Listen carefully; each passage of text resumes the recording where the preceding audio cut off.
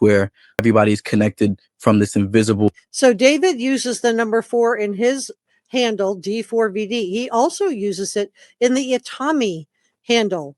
He spells it IT4MI. Just worth noting, life force, because we are going to talk about the significance. So listen to him talking about life force. that connects you to either your soulmate or friends you meet or people you encounter in your life. And I flipped that for this story, as in everybody is connected to Itami, my alter ego, who is an agent of chaos in my entire aesthetic. You see him in various music videos, he'll pop up, and he's basically like the evil version of me. And he's kind of garnered this cult. So I haven't been able to show you this, which is why I'm so glad that he did this interview and allowed this content creator to show this. But you can see this is David. You can see what, that he's dragging. This is from his music video. This is from Withered. And we're going to look at we're going to deep dive more into followed Withered. After him. And in the One More Dance music video, you followed a relationship.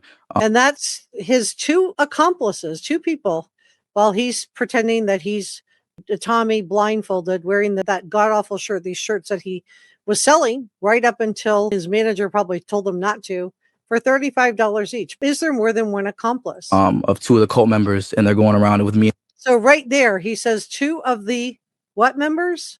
What does he say? Did you catch that? Because he literally admits this is that group on Discord that I can't say. Of 2 of the cult members, and they're going around. So I caught that. I wanted, but wait, there's more. With me in the trunk to bury me after I died. And what a coincidence. So a lot of people think that this is the ringer for Neo. He's got a big kiss mark on his cheek. And some people think this is Celeste. I don't know if it's supposed to be Celeste or not. It could be another accomplice. Is there more than one accomplice? So he's sitting in the back seat. They're just like wreaking havoc on the city. And that was like a cool piece to show just like the layers that I have to this lore and this world building that I'm doing leading up to this album. So I've been working on it for years too. So it's kind of amazing to see it come to fruition in music. And I believe David when he tells us he's been working on this for years. So put a pin in that, because I'm going to show you that he really was thinking about this. And remember what we talked about Brian Kohlberger, and remember we talked about Brian Kohlberger's interest in certain things that he was searching. We found out as we got closer to the trial what he was into, what he was looking up. Well, I think this is that David has his own proclivities, and we're going to talk more about that in just a second. So please stay with me.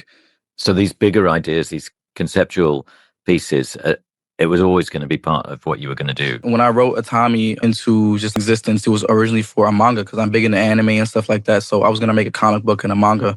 And I just had it in the vault for a long time. And then once music started, I made the Romantic Homicide music video. And I was like, this is where we have to birth them, I feel like, because it's a huge opportunity to capitalize on something that I had for many years and didn't have a place for. But the music was doing so well, and I didn't do a music video yet. It was so cool to be able to express that finally. And it stuck with the fans, and it stuck with me. So he's here to stay. But it really wasn't cool, was it?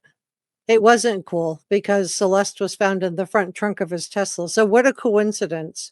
But there's more coincidences and more significance to David that we're going to talk about. But let's finish going through this. And kudos to this content creator. He did a really great job asking the questions and then just having David answer them. When we listen to the album, is there a story? Is there a through line? There is definitely a through line from start to finish. And the great thing about that is I'm actually doing a merch piece, not a merch piece, but I did a journal where I documented the behind the scenes of every song and the motivations and backstories behind each track.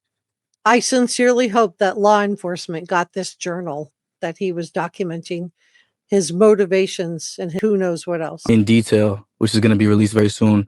It goes into the background behind the voicemails and also the interlude where I'm having the conversation about the invisible string theory and all that kind of stuff. So it's all going to be contextualized in the future. It's all contextualized. Sure.